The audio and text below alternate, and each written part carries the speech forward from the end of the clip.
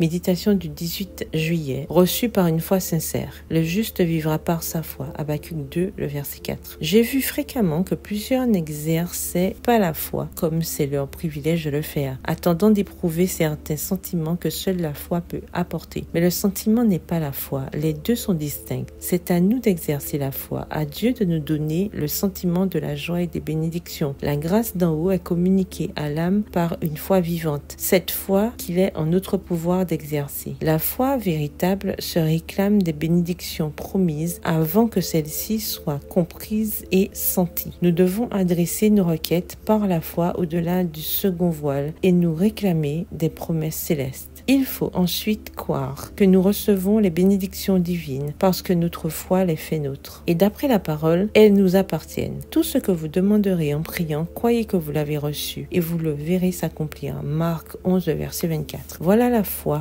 réelle. Croire que vous recevrez la bénédiction même avant que vous l'éprouviez. Mais ils sont nombreux ceux qui supposent que la foi n'est pas possible s'ils ne sentent pas la puissance de l'esprit. C'est confondre la foi avec la bénédiction qui procède de la foi. Le meilleur moment pour exercer la foi, c'est lorsque l'on se sent privé de l'esprit. Quand des épais nuages semblent environner l'homme, c'est alors qu'il faut percer les ténèbres et dissiper les nuages par une foi vivante. La véritable foi repose sur les promesses contenues dans la parole de Dieu. Et seuls ceux qui obéissent à la parole peuvent se réclamer de ces glorieuses promesses. Extrait du livre Premiers écrits, Expérience chrétienne et vision, à la page 72. Qui donc oserait offenser Dieu en pensant qu'il puisse rester sourd aux appels de ses enfants? Le Saint-Esprit, le représentant de Dieu, constitue le plus grand de tous les dons. Toutes les bonnes choses sont comprises dans ce don. Le Créateur lui-même ne peut rien nous donner de plus grand ni de meilleur. Quand nous supplions Dieu d'avoir pitié de notre détresse et de nous guider par son Saint-Esprit, il ne rejette jamais notre prière. Extrait du livre Heureux ceux qui, le chapitre Aimez-vous les uns les autres, aux pages 107 et 108. La mesure du Saint-Esprit que nous recevons est proportionnelle à la mesure de notre désir, à l'exercice de notre foi. Nous avons l'assurance que nous recevrons le Saint-Esprit si nous cherchons individuellement à expérimenter la parole de Dieu. Extrait du livre Vous recevrez une puissance, la lecture du 28 février à la page 67. Bonne soirée, que l'Éternel vous bénisse.